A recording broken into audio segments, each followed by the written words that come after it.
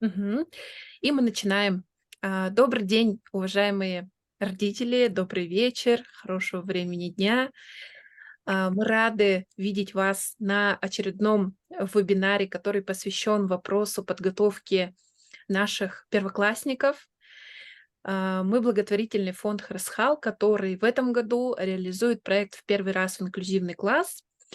И мы посчитали важным осветить тему подготовки к школе в связи с тем, что совсем скоро будет 1 сентября. Данный проект реализуется при поддержке Фонда президентских грантов. И сегодня с нами проведут время мои очаровательные коллеги, профессионалы своего дела, которые расскажут вам про особенности подготовки к школе. Я предлагаю определить некоторые правила. Мы пока что выключаем микрофончик. Если у вас есть вопросы, вы боитесь его забыть, пожалуйста, напишите его в чат. Когда спикеры закончатся, я думаю, что вы сможете задать интересующие вас вопросы. Если вы смотрите данное видео в записи, вы можете написать свой вопрос в комментариях, мы обязательно на него вам ответим. Разрешите пригласить первого специалиста, мою коллегу Варвару Ореловну, которая работает психологом в нашем фонде, ведет свою частную практику и работает с нашими ребятами. Мгм. Здравствуйте, дорогие родители! Мы начинаем семинар на тему «Готов ли ребенок к новому этапу своей жизни, а именно к обучению в школе?» Скоро в школу, скоро 1 сентября. Так, что такое подготовка к школе? Да? Давайте ознакомлю с общими понятиями. Подготовка к школе говорит о том, насколько ребенок психологически готов к школьному обучению. Она показывает, насколько ребенок готов адаптироваться к социуму и вообще, насколько эмоционально он зрелый, насколько достаточно развиты его познавательные и психологические процессы. К психологическим процессам и познавательным мы, конечно же, относим такие понятия, как внимание, память, мышление, воображение и так далее. Так, целью подготовки к школе что же является? Это, конечно же, помочь ребенку на начальной ступени обучения освоить необходимые знания, умения и навыки, способы учебной работы и адаптироваться к системе обучения. Да? Вот это общая цель. Сегодня мы с вами больше будем ориентироваться на эмоциональную зрелость ребенка. Оттуда я выношу сразу первый вопрос. Можно ли быть родителям уверенным в том, что читающий, знающий названия всех континентов, к примеру, да, знающий марки всех машин, к примеру, и говорящий цифры ребенок готов к школьному обучению? Ответ – нет. Это старые, так сказать, были такие потребности, когда мы думали, что ребенка нужно прям готовить именно таким образом, чтобы он знал цифры, буквы, чтобы он умел читать, да, и все остальное как бы сделает школа. Теперь же по ФГОС, то есть по федеральному государственному общеобразовательному стандарту, мы также подготавливаем ребенка именно в эмоциональном плане. Что это? Это в первую очередь ступенька в успех для дальнейшего обучения. Да? То есть мы смотрим, насколько есть у ребенка желание и умение учиться. Мы это вырабатываем сами. Насколько ребенок умеет видеть связь между предметами и признаками явлений. Да? И, конечно же, мы делаем усилия на его желание разобраться, Ага, мы вырабатываем у него интерес ко всему происходящему вокруг, чтобы он был почемучкой, чтобы он там спрашивал, насколько это, как это, и вообще, чтобы ребенок был максимально любопытным. Вот. Главная задача еще родителей для подготовки к школе состоит в том, что ребенок должен понимать роль ученика. Что вот ты ученик, ты уже сидишь, слушаешь, да, ты там поднимаешь руку, ага, и подчиняешься общим школьным требованиям, требованиям учителя, да. Вот, чуть попозже про это мы еще поговорим. Вот. Ребенка мы учим, чтобы он сконцентрировался на достаточно продолжительное время. Всем известно то, что у детей, когда они идут в школу к 6-7 годам, да, у них более такая, больше игровая мотивация. Так вот, мы посредством игр можем у него развить вот это вот внимание, да, ага, чтобы он удерживал его и не отвлекался. Так, слушал учителя, как мы уже выше говорили, и умел высидеть целый урок. Также важная составляющая, чтобы он находил общий язык с одноклассниками. Так, поэтому мы, исходя из вышесказанного, переходим к рекомендациям, то есть к рекомендациям родителям. Первое. Научите ребенка быть достаточно самостоятельным. Из практики видно, что дети в основном по ходу школы могут быть недостаточно самостоятельными, да. Ага, это на самом деле основной такой компонент. Поэтому, если у вас ребенок сам не умеет одеваться, ага, или же шнуровывать там ботинки, да, желательно, чтобы вы ему дали время и показали, чтобы он самостоятельно уже начал это делать, когда пойдет в школу. Вторая рекомендация, очень важная, это регулировать режим дня, режим сна, режим питания, да, в общем. Ага, это очень важно, потому что после летних каникул обычно дети очень долго организуются, и им нужно время для того, чтобы регулировался режим дня, да. А это, как понятно, уже затормаживает вот именно адаптацию к 1 классу. Развивайте моторику рук и ног, да. Если ребенок с ограниченными возможностями в здоровье или с инвалидностью, да, и ему не нравится писать вот эти каракули, и это ему сложно дается, вы можете давать те занятия, которые ему нравятся. К примеру, это будет та же самая лепка, да, или это будет рисование. Тоже посредством игры все подаем. Но, конечно, мы не забываем про каракули, но их можно как бы менять, да, сначала вот это задание, а потом другое. Вот. Развивайте пространственные ориентиры. Так, что же туда входит? Это, конечно же, понятия направо, налево, на, под или внутри, да, или за, да, может быть.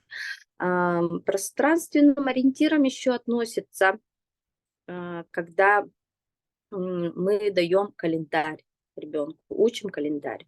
Вот это такой месяц, там столько-то дней в месяц, да, недели, когда мы учим. Или же показываем и учим часы, да, вот это вот утро.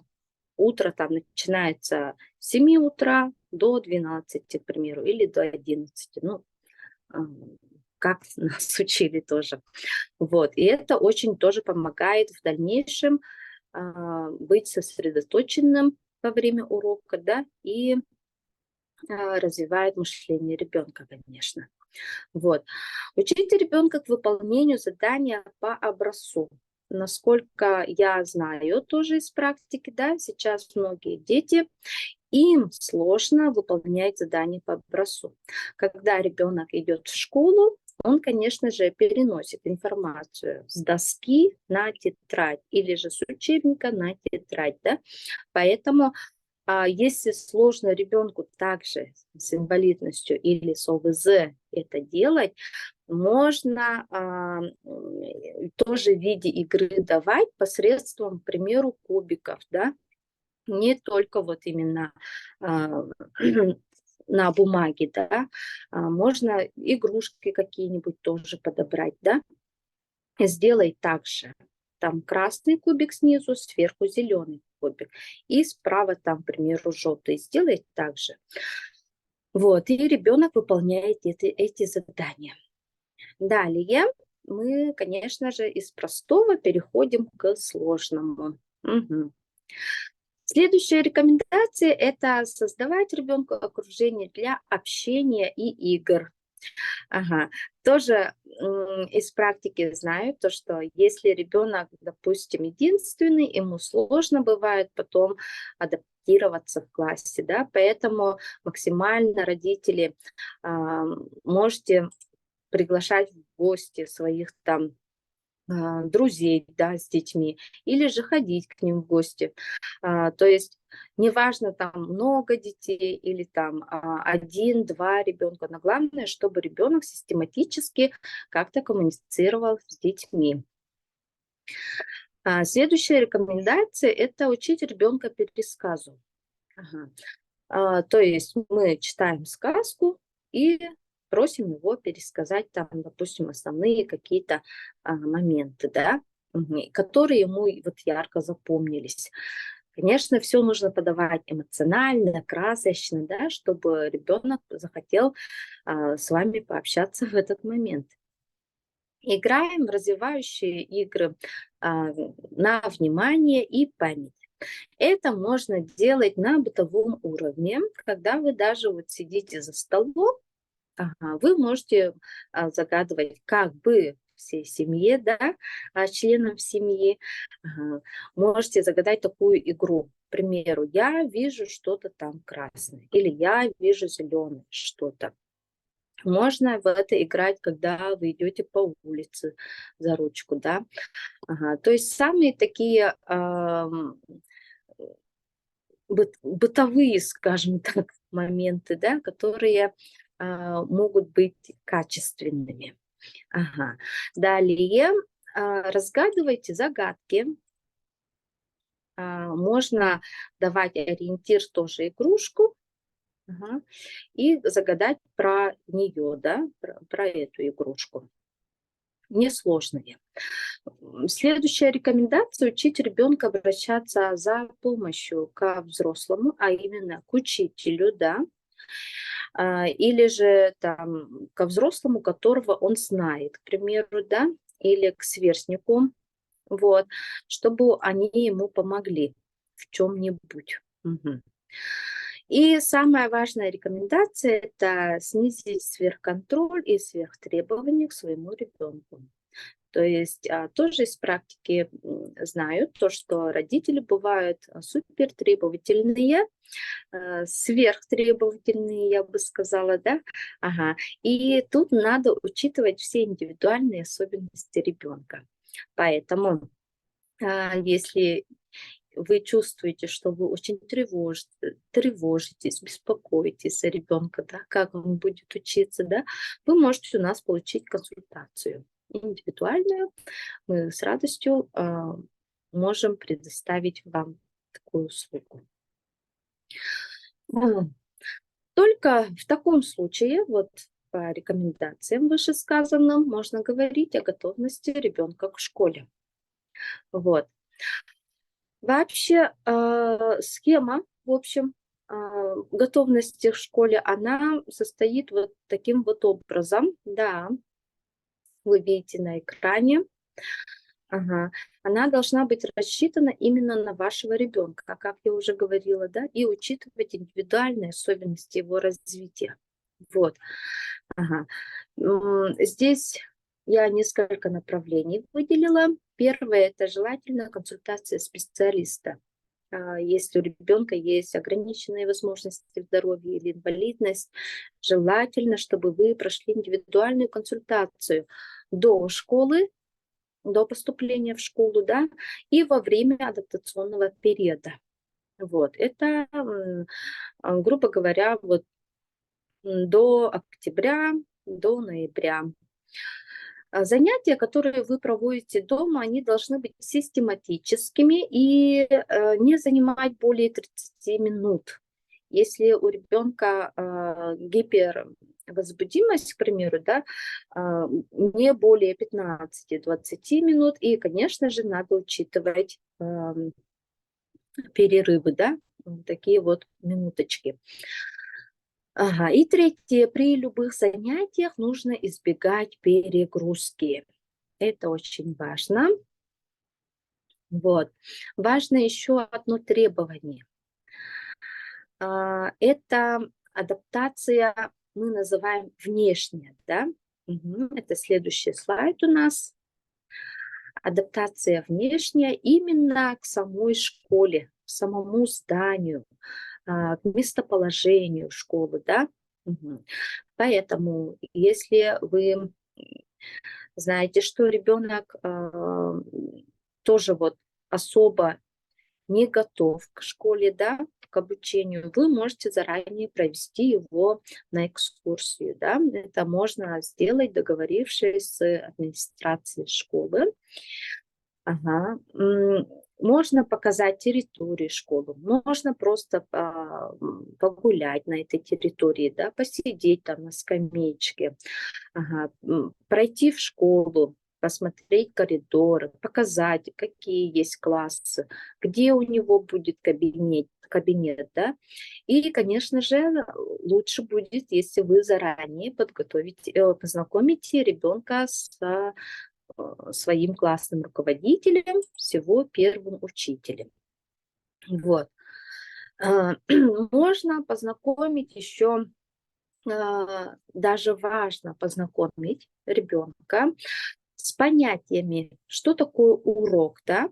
Для этого есть видео, их много. Вы можете включить эти видео или же приобрести книжку и показать, вот что такое именно урок. Когда он длится там 30 минут, да, как называется урок, к примеру, это математика или это будет чтение, да, что делают во время уроков. Можно еще рассказывать про учителя, говорить, что это важная фигура. Можно показать на примере там какой-нибудь сюжетно опосредованной игры, да, то, что вот это ученики, а это учитель, да, все слушаются учителя. Вот. Далее обучаем процессу в классе. Можно поиграть дома, да, вот ты ученик, а я учитель. Можно дать ребенку понятие, когда он сидит, слушает, когда ему можно вставать, когда смотреть на доску, смотреть в книгу, писать, читать, считать, да, как и когда можно выходить к доске. И понятие, конечно, что такое урок, звонок, перемена, всему этому можно научить ребенка также дома самостоятельно, да. Можно обучить процессу вне класса, когда переходят в столовую комнату, в спортивный зал, музыкальный класс и другое. Так, что же еще рекомендуется делать родителям? Необходимо. Там слайд делаете. Радоваться своему малышу. Разговаривать с ребенком. Разговаривать именно с заботой и успокаивающим, одобряющим тоном. И когда ребенок с вами разговаривает, обязательно нужно его слушать, не перебивая и сочувствуя ему. Установить при этом четкие требования к ребенку, быть терпеливым поощрять ребенка в стремлении задавать вопросы. Также родителям рекомендуется не скупиться на награду, похвалу или поцелуй. Поощрять любопытство и воображение своего ребенка. Вот. Стараться родителям нужно, чтобы ребенок принимал участие в домашних делах, да. Если он ранее этого не делал, то нужно потихоньку внедрять его в эту домашнюю рутину, можно сказать, да. Почему? Потому что когда ребенок даже вот заправляет постель, у него уже формируется подсознательно то, что он уже сделал. Первое задание, так надо, второе сделать. То есть ребенок мотивируется, да, у него встает какая-то дальнейшая задача сделать что-либо еще. Поэтому так важны обязанности по дому. Вот. Чтобы ребенок ориентировался тоже в пространстве и вообще вот, чтобы начал общаться с другими детками наравне, без проблем, да, нужно выучить ему свое полное имя, фамилию, имя, да, сколько там человек в семье, кого как зовут, как и ранее еще говорила, календарь, часы и время года. Вот. Будьте примером для ребенка. Пусть он видит, какое удовольствие вы получаете от чтения, от журналов, от книг. И, конечно же, играйте с ним вот в эти разные игры. Ну, систематически, да. Можно там не целый день, а минут 10-15 уделить на какую-нибудь такую игру.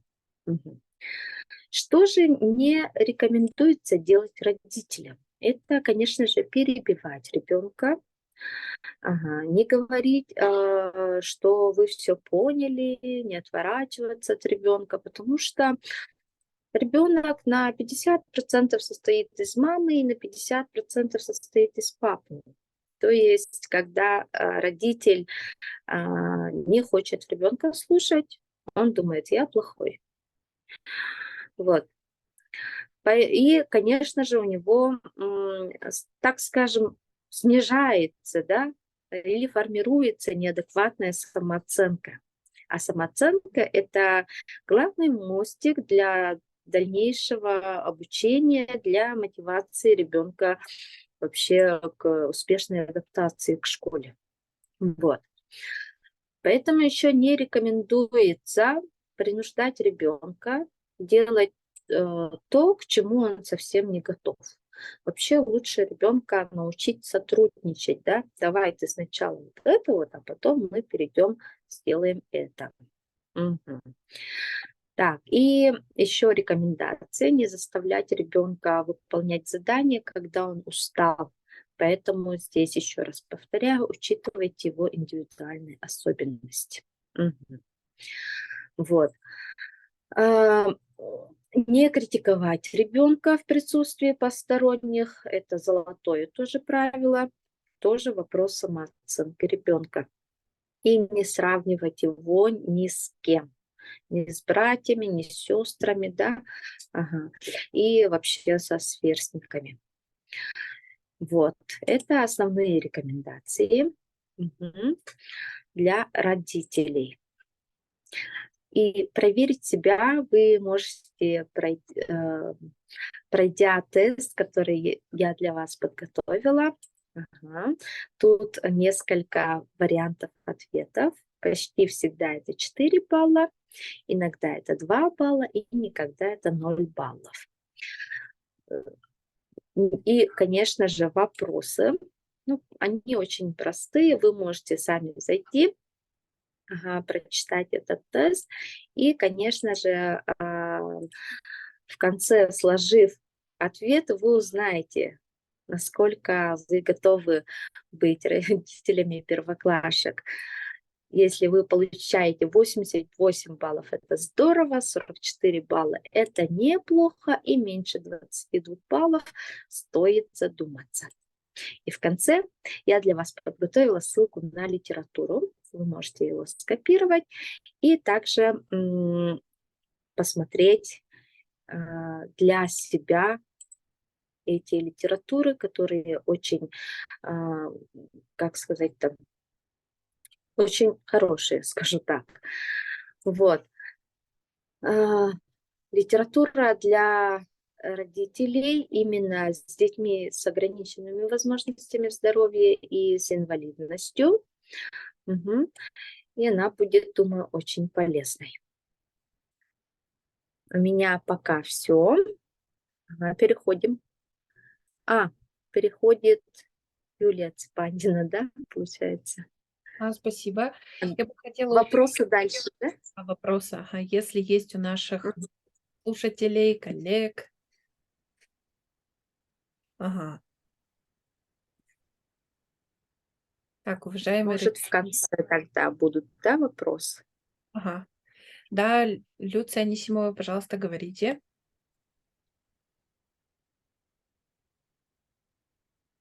Добрый вечер, уважаемые коллеги, родители. У меня такой вопрос.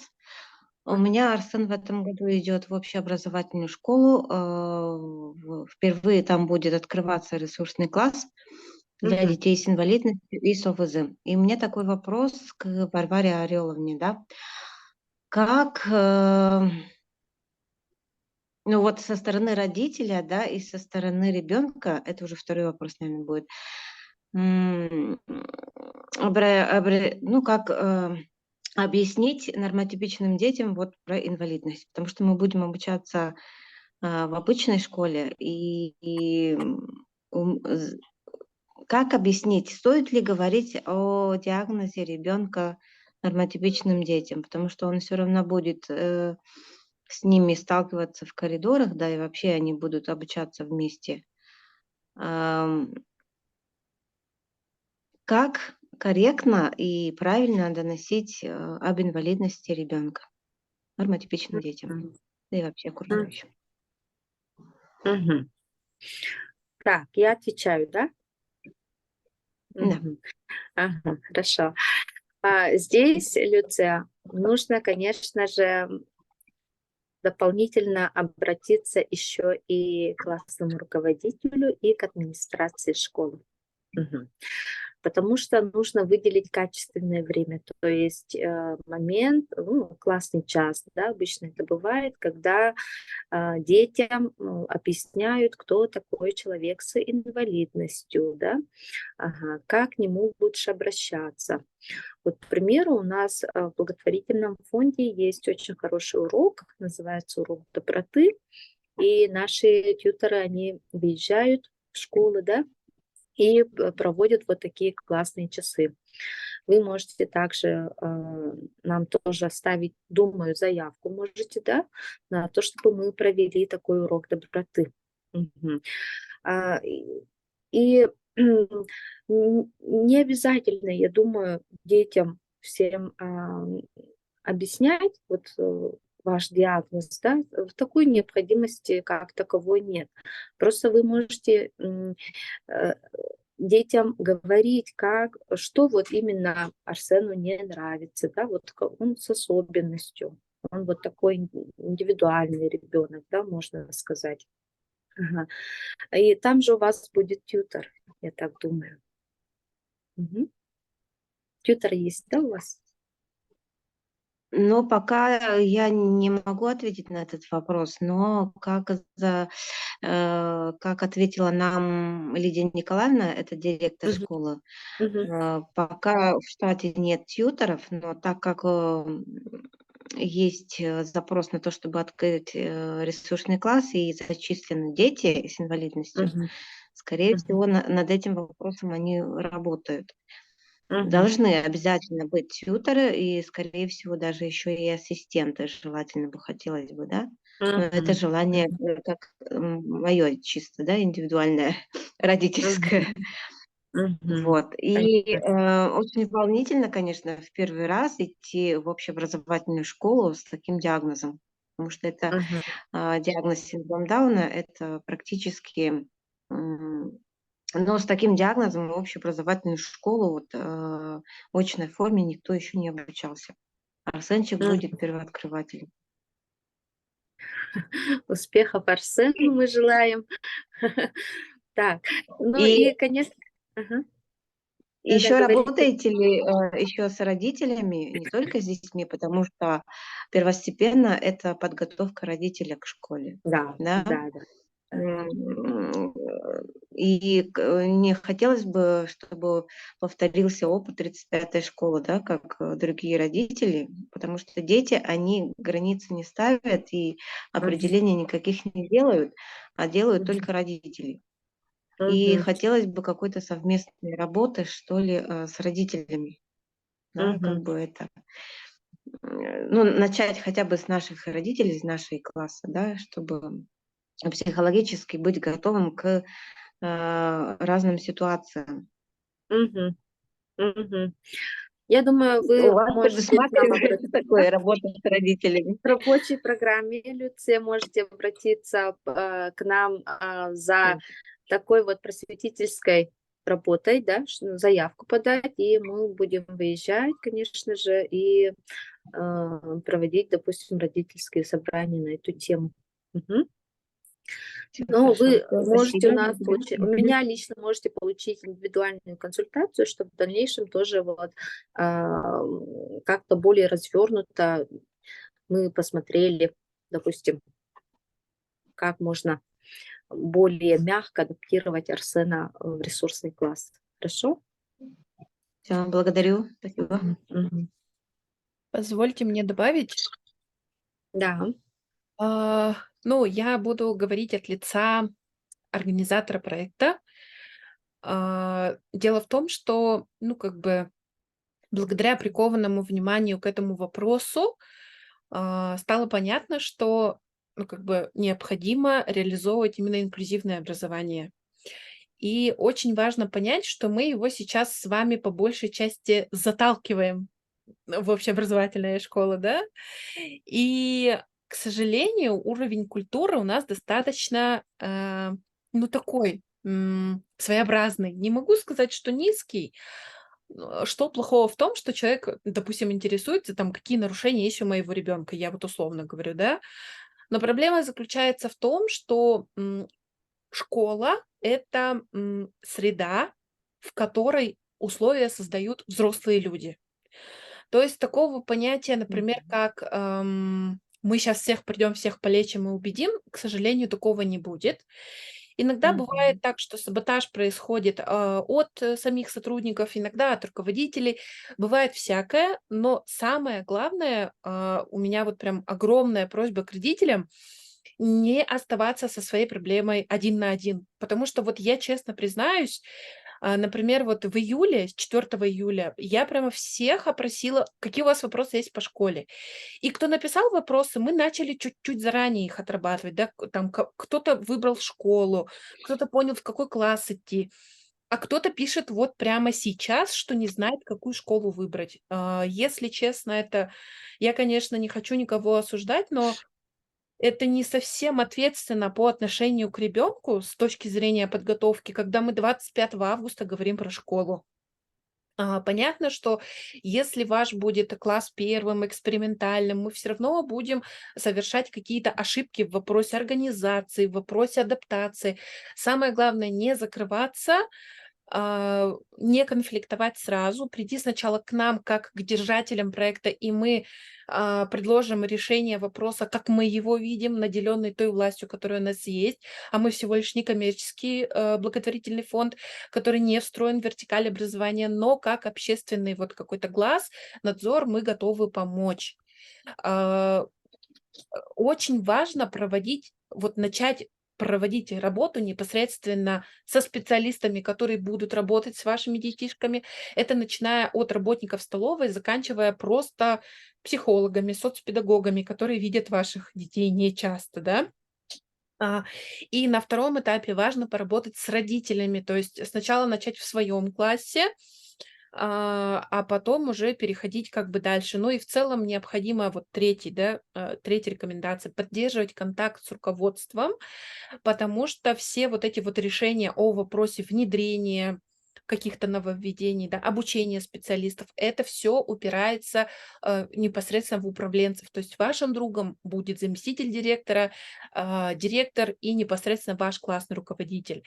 Пока непонятно, какая структура будет, но самое главное, не стесняйтесь спрашивать. Если вам правда что-то нужно, тьютор, а, можно его себе, как сказать, выписать. Самое главное, ни в коем случае не оставайтесь один на один с своей проблемой, потому что вот, к сожалению, я с этим столкнулась, что проблема есть, но почему-то как бы этот. Но я еще знаю, что родители там в чатиках, у себя обсуждают, что у нас там тоже опыта открытия нет. Это понятно, но, что мы не можем открывать ресурсный класс, мы не уполномочены это делать, мы не уполномочены нанимать туда людей. Но смотрите, благодаря, вниманию к этой проблеме нам удалось завести наших детей. И у нас с вами очень большая ответственность сделать так, чтобы наши ребята закрепились в этих классах, а не ушли на домашку. Спасибо. Мгм. Благодарю. Если вопросов нет, мы можем перейти к следующему спикеру. Добрый вечер. Видно, слышно? Да, всё хорошо, спасибо. Хорошо. Ага. Всем здравствуйте. Меня зовут Юлия Цепандина. Я тут просто с 2 лет. И меня ой, что я, клинический психолог, детский нейропсихолог. Сейчас после таких жарких речей, так скажем, почти что клича. Вот, резко бухнемся к телу, ближе к телу, как говорится, да? Тут было очень высокопарно, хорошо, правильно сказано про психологическую готовность к школе. Но сейчас вот действительно не совсем уместно говорить про психологическую готовность в школе, когда как вот школа уже не то что на носу, Мгм. да, а она уже вся там, мы уже в школе буквально. И про психологическую готовность, его диагностику, конечно, нам надо было говорить весной, да. А сейчас мы уже идем к адаптации к школе, как постепенно, хорошо и планомерно войти в обучающий процесс, и как помочь своему ребенку, да. И в этом ключе я больше как не столько бы психологической, педагогической стороны, а скажу больше как телесной, нейропсихологической стороны. В целях, ну, чтобы разъяснить, возможно, не все родители, конечно, до сих пор обратились и знают, кто такой, ну, что за зверь, что за специалист. Наша разница лишь в том, что мы разделе находимся в клинической психологии и как раз-таки изучаем мозговую организацию психических процессов. Да, то есть образом развитие мозга, его задержка, его особенности деятельности, морфофункциональной, физиологической, сказывается на психическом развитии ребенка, то есть памяти, мышлении, речи и так далее и тому подобное в поведении, эмоциональным составляющим ребенка. И тогда, когда мы говорим о детях с ОВЗ, с инвалидностью, с теми или иными особенностями развития, конечно, этот вопрос стоит остро, и это радует, что, в принципе, постепенно, маленькими шагами инклюзия из бумаги плавно переходит в реальность, да. И совершенно невымышленно, на своем опыте тоже понимаю тревогу, беспокойство родителей, потому что вот этот второй такой кризисный момент, когда родитель в первую очередь волнуется, когда ребенок идет в детский сад, а теперь волнуется, когда идет в школу, потому что тут нагрузка возрастает, совершенно другая сфера деятельности, да, и на самом-то деле организационно было бы грамотно в этот период родителю взять отпуск. взять отпуск, чтобы сентябрь и половина октября, например, иметь возможность создавать для ребенка безопасную ситуацию дома, по крайней мере, да, чтобы когда ребенок пришел, дома кто-то был, была приготовлена еда, и всегда готовы выслушать, посоветовать и помочь взрослым. В первом классе, конечно, мы отводим, забираем детей, и вот тут чисто на уровне физической нагрузки, тоже по опыту и по наблюдению. Часто вижу, когда портфель, сменку тащит родитель, а ребенок, как дошкольник, скачет впереди. Если не скачет, то, не дай бог, он идет с телефоном, так скажем, да? Ай-яй-яй-яй-яй-яй. Когда такая, советую даже, не рекомендация, прям настоятельно рекомендую, чтобы обучать детей таскать свои вещи самим, постепенно привыкать к этой нагрузке. И помимо вот физической готовности, так скажем, да, нести эту нагрузку, здесь есть момент такой организационный, который очень хорошо тоже развивает контроль над своим поведением, чтобы ребенок научился контролировать свои вещи. Где его сменка, где его карандаш, потому что сейчас не только у детей с особенностями, но и эмоционально незрелых детей, нормотипичных, да, забытый карандаш, сломанный карандаш, отгрызаны там, вот там слезы, печаль, и вся настройка ребенка на учебу сбилась, так скажем, да. Поэтому мы с первого дня, как только дается нам постепенно расписание, мы, конечно, контролируем рюкзак ребенка, но тем не менее мы этот контроль ведем параллельно. Параллельно ведем, чтобы любой ребенок с ОВЗ, без ОВЗ, они когнитивно сохранные, они быстро этот момент могут прочувствовать, и навык поведенческий очень быстро сформируют. Поэтому не стоит брать на себя очень много. Родители. Вы держите рюкзак, вы говорите, ребенок при вас, например, собирает, и при этом он все это контролирует. Там, оно было просто тут на подготовке, да, так скажем, на подхвате. И если мы говорим, да, вот немножко, сейчас хочу немножко быстренько осветить, да, раз я вот говорю нейропсихологический подход, и что важно и нужно знать, и какой частью мозга мы с вами будем учиться, быстренько посмотрим теорию 3 функциональных блоков мозга, разработанным нашим нейропсихологом Александром Романовичем Лурье, но мы не физиологическую, не нейропсихологию будем уходить, да, быстренько осветим. В первый энергетический блок, он нам нужен будет, вот сюда включаются все подкорковые структуры, это все, что живет внизу, все, что внутри извилистой части, так скажем, да, и это нас, не зря он называется энергетическим блоком, это наша с вами батарейка, батарейка ребенка. И у наших детей вот этот блок, он уже сформирован. К этому моменту, да, к моменту похода в школу, это уже у нас все сформировано. И тогда, когда есть дефицитарность данного блока, у нас, что мы можем наблюдать, да, это чрезмерные перепады либо настроения, быстрая смена настроения, быстрая утомляемость, внимание не очень устойчивое, гипердинамика, ребенок очень подвижный, вот ему трудно усидеть, потому что вот самая одна из базовых таких навыков, так скажем, да, ребенка об этом, когда ребенок идет в школу, как-то особо не обращает внимания, а больше про академичность говорится, да, про умение читать, писать, считать, про то, чтобы умение сидеть, умение выдерживать эту вот физическую нагрузку 30 минут, 4 урока в день, да, с перерывами буквально по 5-10 минут, об этом как-то ну, не особо и не говорится, как-то мы немножко на это не обращаем внимания, а на самом-то деле это архиважно. Очень часто бывает так, что вот за счет страдания дефицита контроля вот поведения и вот данной утомляемости, истощаемости, сохранные дети начинают как бы получать замечания за счет своего поведения, упускать из виду важную информацию, которую дает учитель и так далее и тому подобное, да.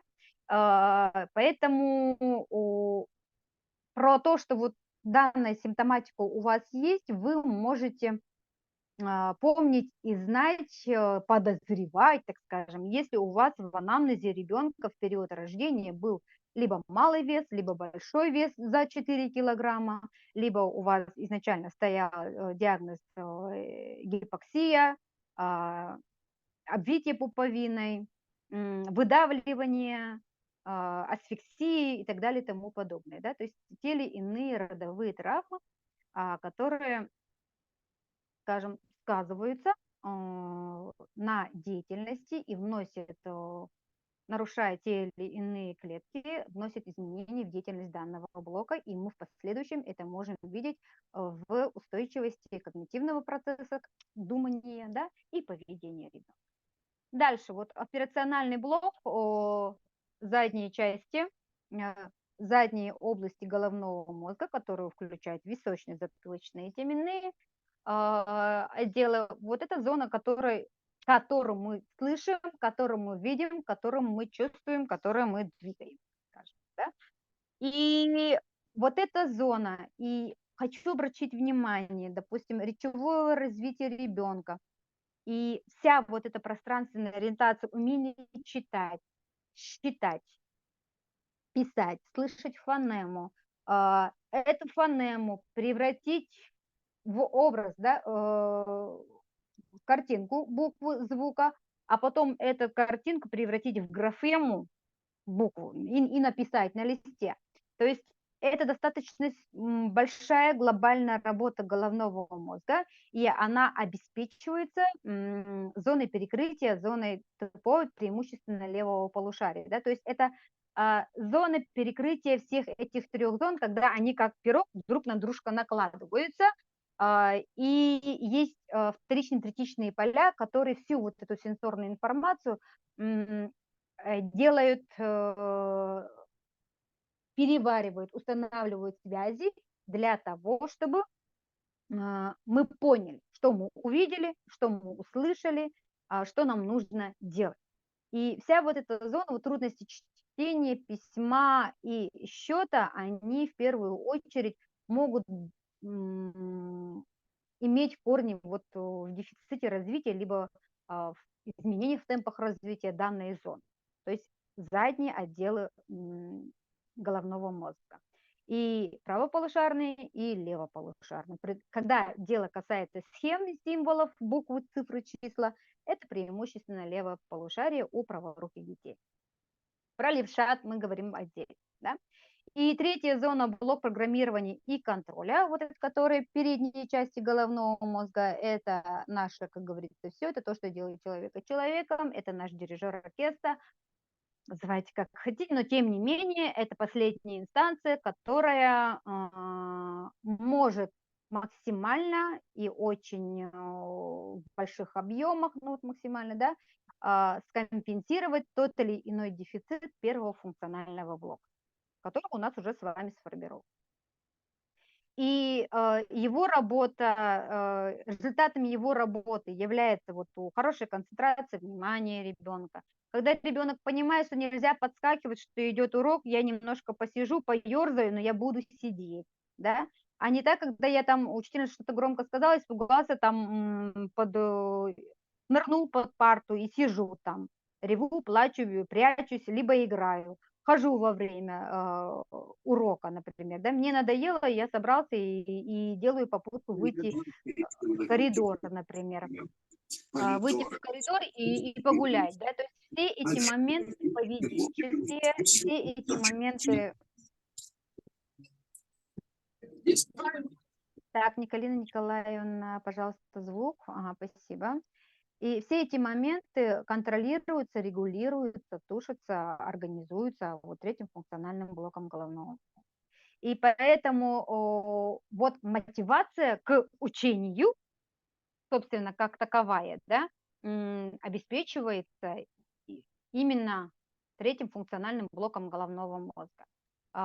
Мотивация учения у нас, почему ребенок хочет идти в школу?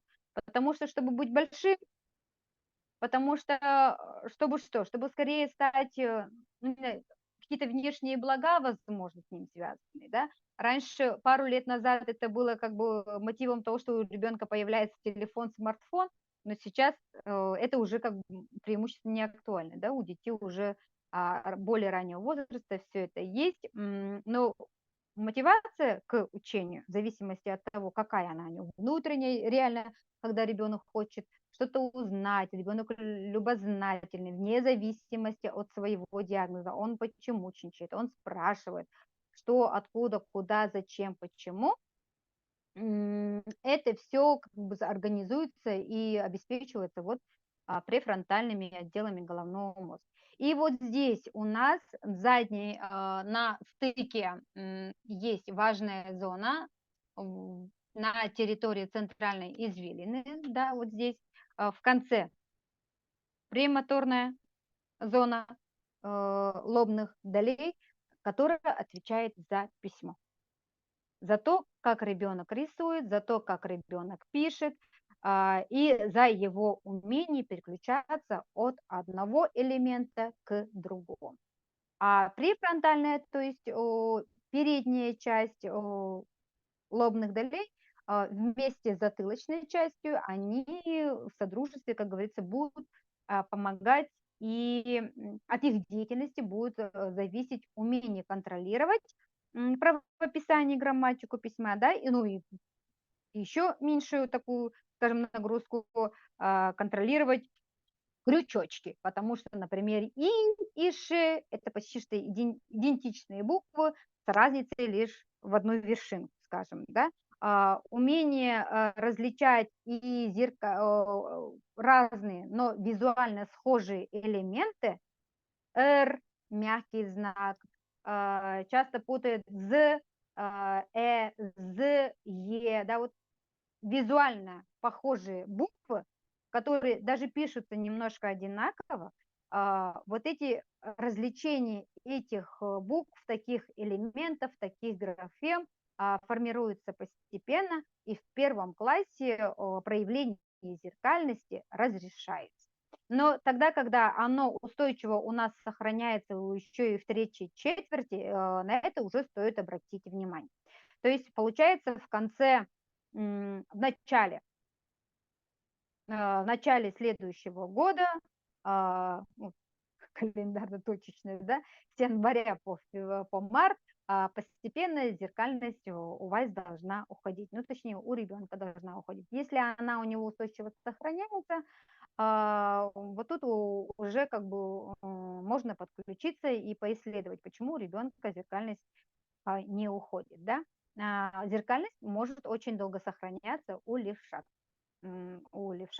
Тем более, если ребенок с ограниченными возможностями здоровья и еще и при этом имеет левшество, вот тут, конечно, есть разница, леворукий ребенок, либо это чистая левша, наследственная левша, это тоже вносит те или иные особенности в процессе обучения и организации и обработки информации, причем академической, учебной в том числе. Поэтому, ну, просто нужно в плане левшат понимать одну универсальную форму, так скажем, да, что и отношение к левшатам, что левшат надо доучивать. Доучивать, и особенно на уровне пространственной ориентации. Со схемами, символами, знаками им чуть-чуть сложнее, чем чисто правша. И еще что важно формировать, вот когда как раз-таки Варвара Риоловна говорила про пространственную ориентацию ребенка, очень-очень-очень много в академическом процессе, учебном процессе ориентировано и организовано на умении считывать, ориентироваться и организовываться в пространстве. начиная с пространства. Вот 3 основных блока пространства, которые осваивает ребенок в течение своей жизни и доходя до школы, у нас постепенно активируется гораздо больше, львиная доля нагрузки ложится на схематическое представление, да, пространство схем и квазипространство. И поэтому реальное пространство – это пространство тела, когда ребенок, не задумываясь, понимает, где у него лево, где у него право, где у него вверх, где у него середина тела, где у него нижние части, да, что у него спереди, что у него сзади. И когда, вот, допустим, родитель говорит там справа от тебя, слева от тебя, над тобой, под тобой, посмотри там под ноги и так далее и тому подобное. То есть это, в принципе, ориентация, которую мы в жизни используем, но важно, чтобы к моменту, когда ребенок идет в школу, вот пространство, ориентация в реальном пространстве была автоматизирована. Но у детей с теми или иными отклонениями, с задержками развития, либо с легкой формой умственной отсталости, да, либо различными генетическими заболеваниями, простройка пространства может замедлиться, либо исказиться, так скажем, да, и за счет этого происходит автоматизация медленнее и позже. Не расстраиваемся, но при этом мы в это работаем, в это играем.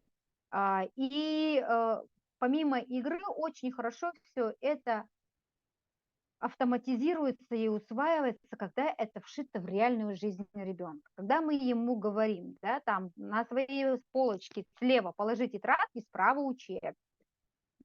Положи, пожалуйста, масло на нижнюю полку холодильника и так далее и тому подобное. Когда ребенок учится и помогает вам накрывать на стол, вы говорите, там вилки поставь справа от тарелок, там между хлебницей и маслом положи там вот тарелку с колбасой, с нарезкой там, например, и так далее и тому подобное. То есть когда вот эти пространственные ориентиры, они вшиты в естественную жизнь ребенка, это хорошо, это усваивается естественным образом. Когда родитель, одевая ребенка, обувая ребенка, говорит, дай эту ногу, нет другую, а нет, оказывается, вот эту, не эта другая, а левая и правая. Да? Рука то же самое, левая, правая. То есть если мы сами немножко в этом плане создаем такую среду, в которой в плане усвоения пространственных ориентиров более нищей, так, скудная становится, да, по нашей с вами вине. И тогда, когда мы сейчас будем идти в школу, вы пока вы сейчас идете, например, докупаете, готовитесь к школе, школьный инвентарь покупаете, форму покупаете, идете по улице, пожалуйста, вот тоже ребенок вас ведет и все это оречевляет. Куда мы с тобой сейчас идем, куда мы с тобой сворачиваем, налево, направо. Есть жест, если у ребенка жест правильный, а мы спрашиваем, а это куда? Туда, туда это куда? То есть, либо если ребенок путается, мы можем сказать, да, правильно, направо. А в последующем, делегируя такое речевое озвучивание направления ребенку. На реальное пространство складывается, основываясь на этом реальном пространстве, на него, так скажем, да, оно создает фундамент для развития схематических представлений. Схематических представлений, вот тут уже цифра, вот тут уже буква и их отношения между собой.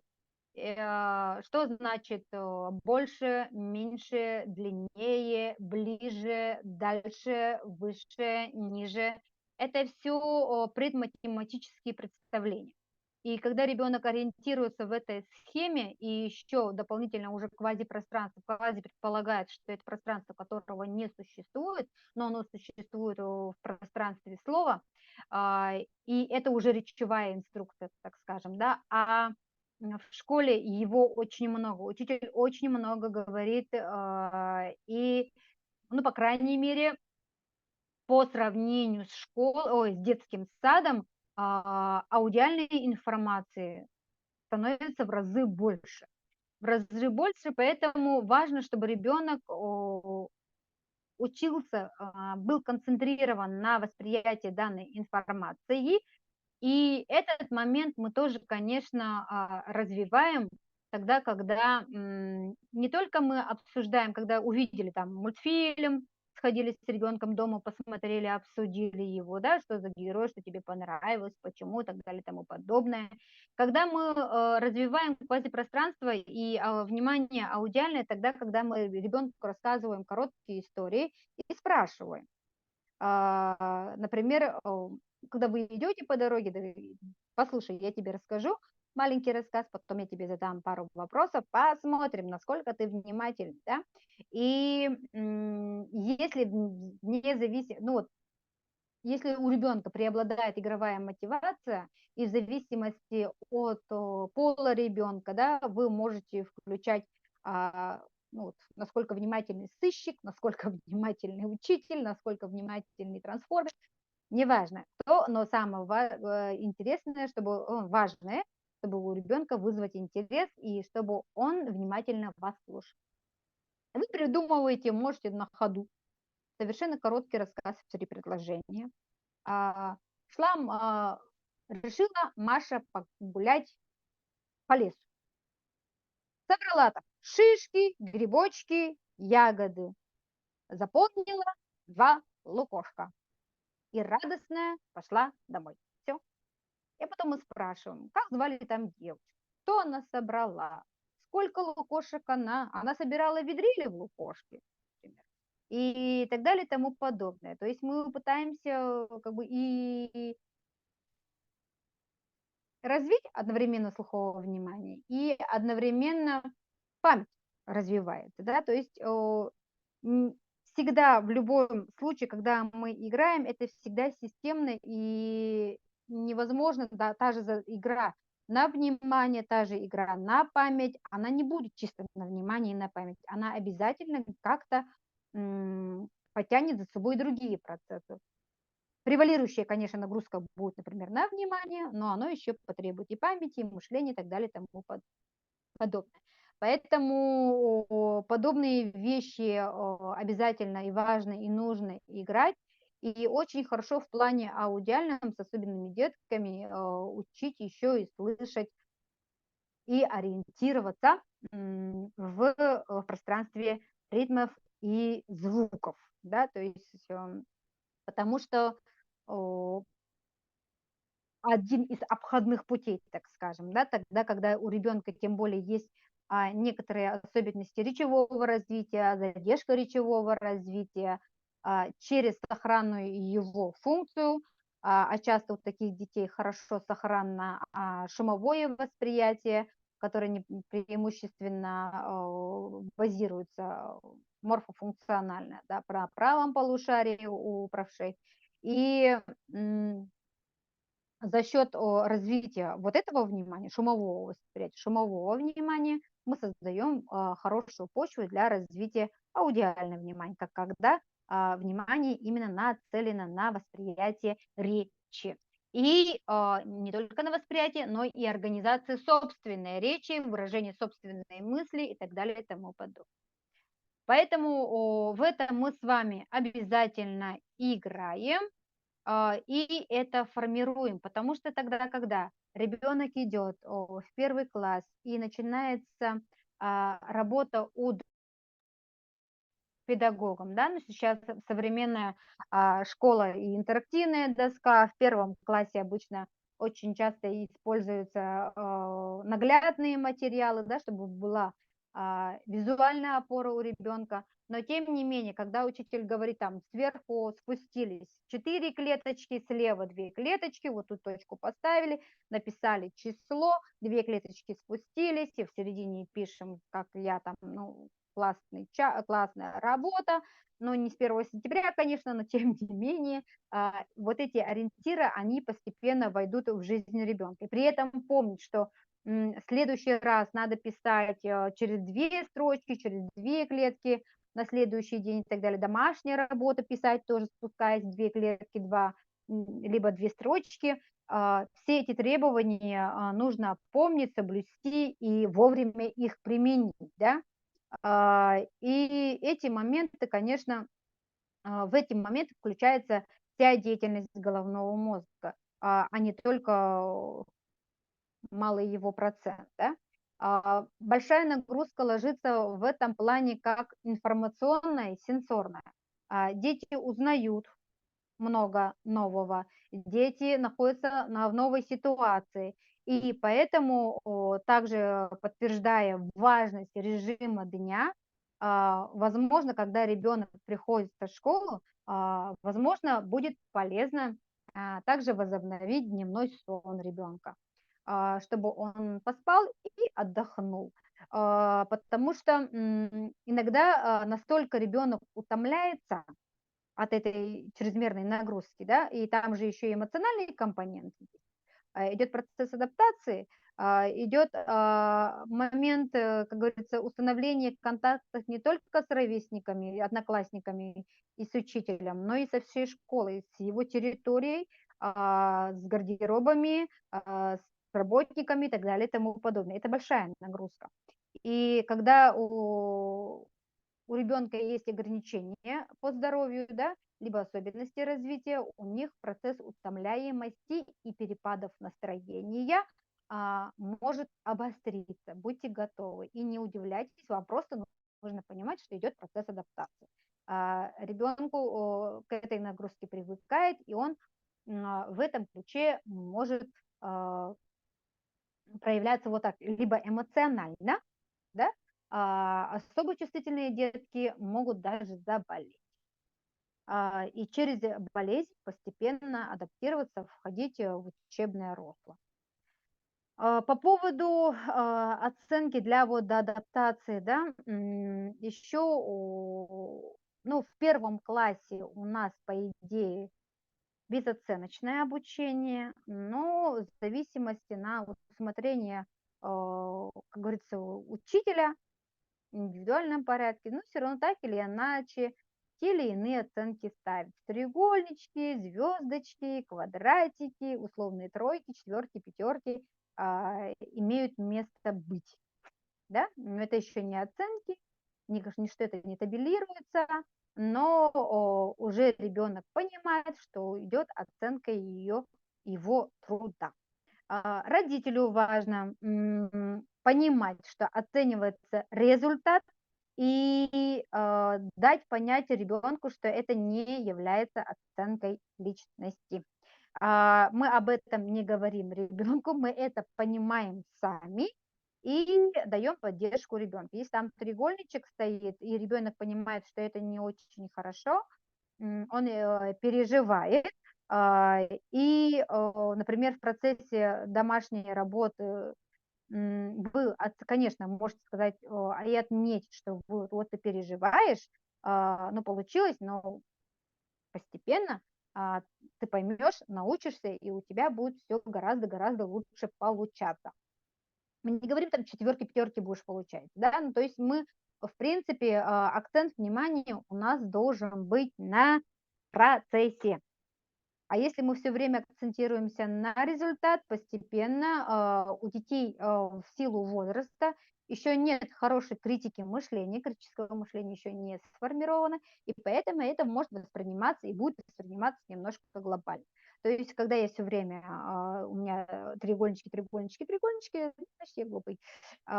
И это подтверждение может укрепиться, укорениться и дать корни в зависимости от реакции родителя нашего с вами.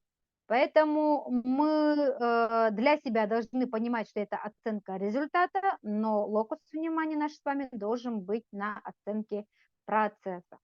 Процесс это тогда, когда вот он выполняет домашние задания, мы там оценим, молодец, как он старается, как у него красиво получается из 10 закорючек одна идеальная, мы оду поем этой закорючке, какая она гениальная. А не то, чтобы вот смотри, вот тут не так, и тут не это, вот тут почти, тут, ну, вот из 10 только один правильный. Ну, давай, не переживай, в следующий раз у тебя будет 2 правильных, да. То есть вроде бы как поддержали, но больше всего поругали. Ребенок услышал критику, ребенок опечалился, да. Поэтому как Амунашвили говорит, тут правило зеленого карандаша. То есть мы даем акцент и говорим про успехи ребенка. Да? То есть особенно тогда, когда сейчас и у нормотипичных детей, у детей с ОВЗ моторика кисти, зрительно-моторная координация не очень хорошо развита. Стоит ли рука в норме, да, как должно быть при письме, либо ребенок хватает так, либо ребенок хватает так, ребенок, ищет, он где-то очень далеко, где-то вот прям усиновский захват чуть ли не всеми 5 пальцами, да. В норме, конечно, такой обычный захват ручки, он встает сам по себе. Но тогда, когда у нас есть те или иные трудности, вот сейчас, в период подготовки, вот буквально чуть-чуть осталось, да, когда мы загружаем руку, рекомендую, когда вы просто рисует ребенок, да, рисовать лежа, чтобы он вот облокотился, и облокачиваясь на свое плечо, он его зафиксирует, и он будет вынужден работать кистью. За счет того, что у нас сейчас обратная сторона прогресса, так скажем, облегчился труд, и ручного бытового труда у детей нет практически, движение кисти рук у очень многих детей не то чтобы атрофировано, оно не развито. И кисть устает, и ребенок бедненький пишет всей вот этой кистью и предплечьем, и попробуй поместиться вот эту в маленькую узенькую линеечку, да, это очень энергозатратно. Если у нас есть дефицит первого морфофункционального блока энергетического, батарейки сядут очень быстро. Поэтому мы, когда рисуем, разукрашиваем, рекомендую детям давать мягкие карандаши, в школу давать тоже желательно, если там нет жесткого требования учителя, мягкие карандаши, а дома обязательно рисовать и черкать, если вы берете прописи, то в мягких карандашах, да. Это не HB, надеюсь, вы ориентируетесь, а когда на карандаше только знак B и степень его мягкости. Чем хуже ребенок держит и чем больше у него напрягается рука, тем мягче карандаш. Мягкие карандаши можно купить в канцтоварах редко, но они хорошо, выбор есть в лавке художника, либо в таких более-менее специализированных магазинах. И не забываем про краски и кисть. Не рекомендую маркеры, не рекомендую вот эти новомодные всякие толстые, да, маркеры, фломастеры до тех пор, пока не устаканилась вот нагрузка на кисть. И тогда, когда письмо – это работа, так скажем, по идее условной кисти, и если там вы не разукрашиваете, то вы учите ребенка рисовать сплошную линию. Сплошную линию. Вы берете листок А4, вы рисуете там волны, просто от и до, легким движением. На этой волне вы рисуете одним движением, что, например, ракушку ребенка. Одним движением руки, чтобы это была ракушка. Камешки и так далее, и тому подобное, который идет на волнах. Сделали некого рода вот так петлю, и в этих волнах у нас с вами плавают рыбки. Но важно, чтобы это было одно движение кисти руки. Одно движение кисти руки. И для по поводу этого письма, да, чтобы у нас с вами кисть не напрягалась и постепенно научилась к этой нагрузке, потому что помимо того, что ребенок устает писать, таким образом у детей может формироваться неприязнь к письму, демотивироваться, да, не нравится детям письмо. Может случиться так, в силу того, что кисть очень напрягает. Тарас, по поводу схематических представлений, хорошо в этом плане в последующем, как в математике, развивать пространственное мышление в помощь вам в этом. Все вариации кубиков Коса, они обязательно должны быть у каждого дома. И очень хорошо включается в реальное пространство между перерывами, между уроками, домашними делами, включать мяч. Перерыв у нас с вами должен быть, переменка динамическая дома. Вот он русский, там письмо сделал, перед тем, как сесть за арифметику, у тебя 5 минут перерыв, можешь посидеть, посмотреть видео. Нет, нужно встать и подвигаться. Встать и подвигаться, и потом уже сесть, попить и обязательно проветрить помещение. Ребенок должен выполнять свое задание в хорошо проветриваемом, в оптимальной температуре комнате. Потому что тем более, если у вас в анамнезе есть гипоксия, асфиксия и так далее и тому подобное, то нервная система, центральная нервная система и мозг в первую очередь очень чувствителен к уровню кислорода в организме, в окружающей среде. Чем его меньше, чем активнее, чем расстроеннее внимание. Вот. И поэтому самый ключевой момент – это, еще раз возвращаясь, это режим дня.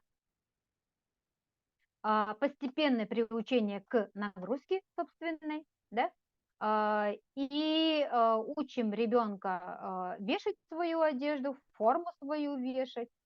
И, допустим, ну, так случилось, что ребенок не повесил, это все у нас не сглажено, мы разрешаем ребенку ошибиться, пойти в такой форме, да, и чтобы он услышал, увидел этот опыт, и если ребенок в пространстве, ну, даже организационно очень сложно, мы можем договориться с учителем, чтобы учитель тоже сделал акцент на этом, да, и тогда ребенок понимает, что это не придирка родителя, оказывается, это замечают еще и другие.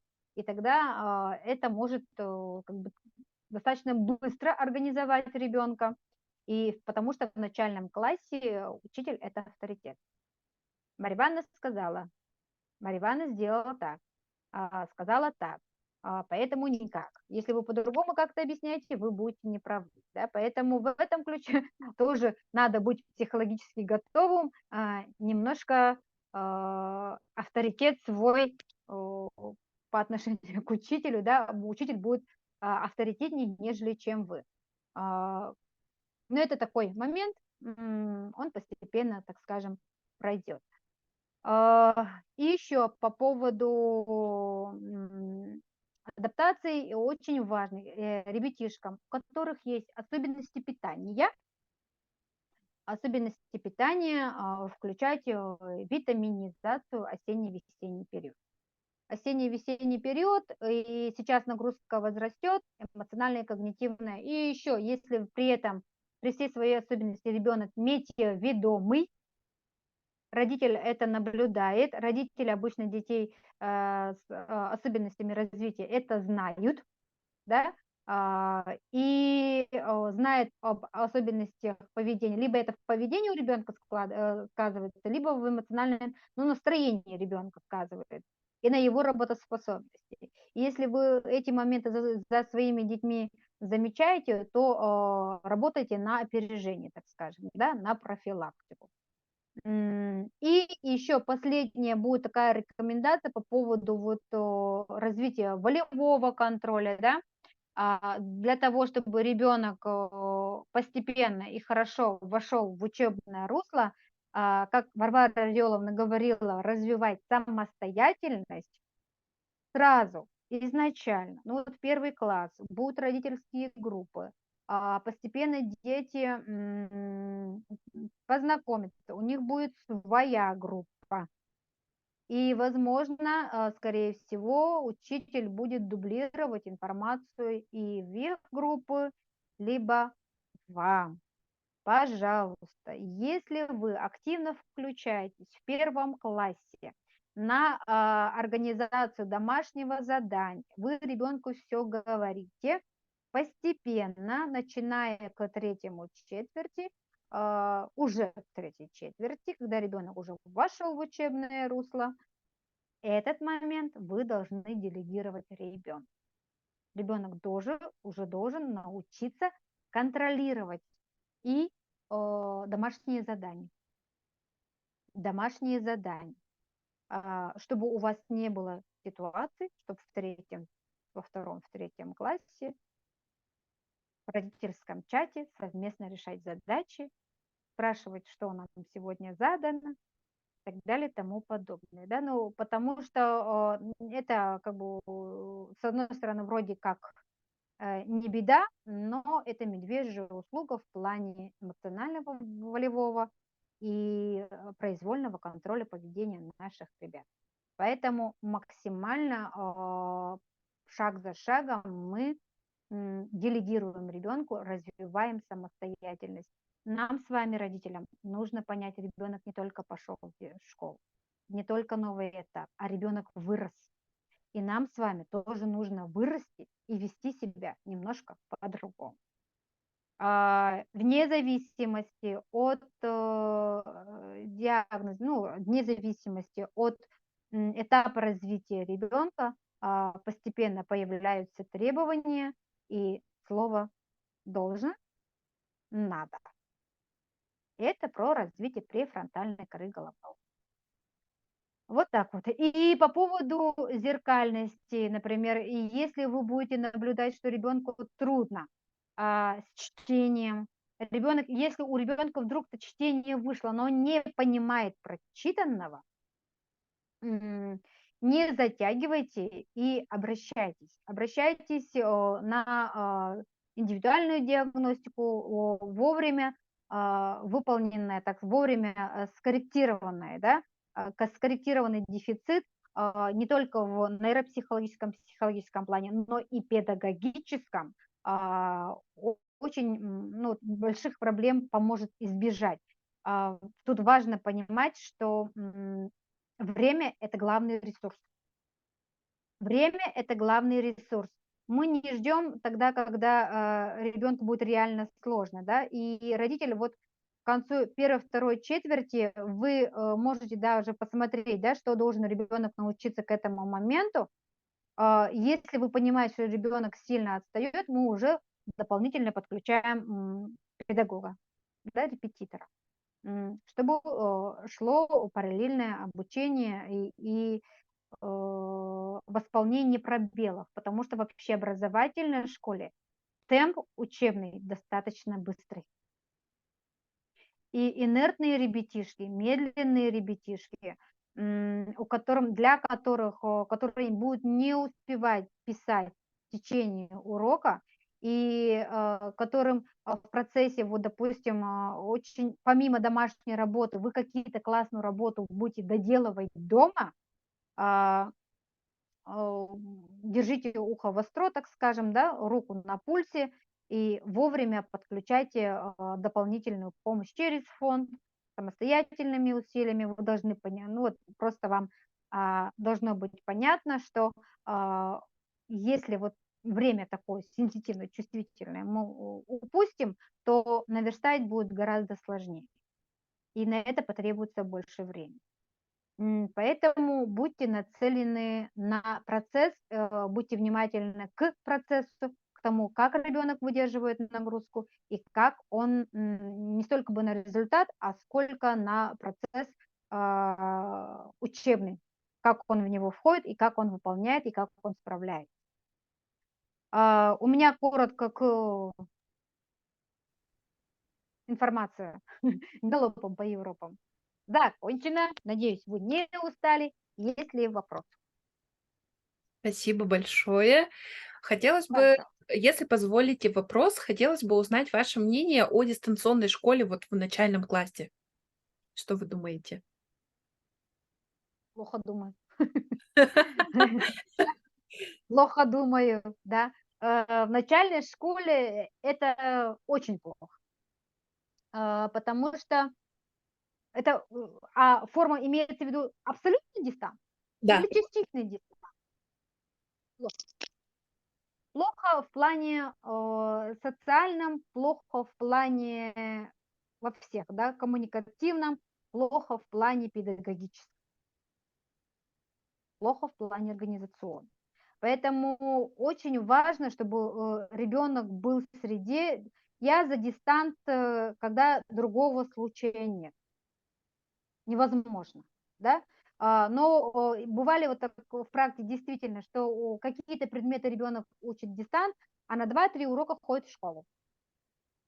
А эти варианты, допустим, на дистанте он сидит, да? Дистант может быть тогда, когда недолго, но основная нагрузка как бы в реальной школе, при реальном контакте, но на дистанте, на коротком сроке, это еще очень индивидуально, но это может быть репетитор, дополнительный педагог. Но основная нагрузка – это только живое общение. Вот чисто как и психолог, и нейропсихолог, я за живой контакт, особенно в первый класс. Спасибо большое. Пожалуйста. Ага, Люция, вы руку подняли, у вас вопрос, да? Ага, здравствуйте. Юля, у меня такой вопрос. Как помочь ребенку в домашних условиях именно развить вот именно все эти, которые перечислены, мозговые связки, которые очень сложно выговариваемы простым людям? Как помочь Огласите весь ребенку? список, пожалуйста, да? Ага. Огласите весь список вопросов. Вот Как этому помочь списку. по-простому, да? А, По-простому, ну вот как я По-простому. уже сказала, в первую очередь большой вклад нужно внести в пространственную. Вот я по-хорошему, и пока я не увидела ребенка, я ничего сказать не могу. Да?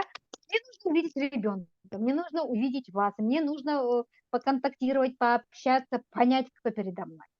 Потому что я на диагнозы не обращаю. Я понимаю, что диагноз вносит те или иные особенности, но при одних и тех же диагнозах дети разные. Не, Просто разный рост. общее. Именно вы сказали там двигательно, да, вот во время того, как перерыва, Да. двигательные функции. Основные, какие вы порекомендовали бы Да, родителям? это мяч, это игры пальцами, вот там сим-сим-сим, все наше советское детство вспоминаем, да? Это когда вы вводите межполушарное взаимодействие, вы там поиграли пальчиками, ухо сделали, встали, попрыгали, попили воды обязательно, да, и сделали глазодвигательное упражнение. То есть вы там налево, как часики, тинг-тинг-тинг-тинг, вверх-вниз, круговые движения глазами, туда, обратно. И если ребенку сложно, вы перед ребенком держите какую-то игрушку, и он конкретно следит. Следит. И вот для вас будет момент диагностический, когда ребенок, предмет ушел, а он смотрит, я его вижу, да?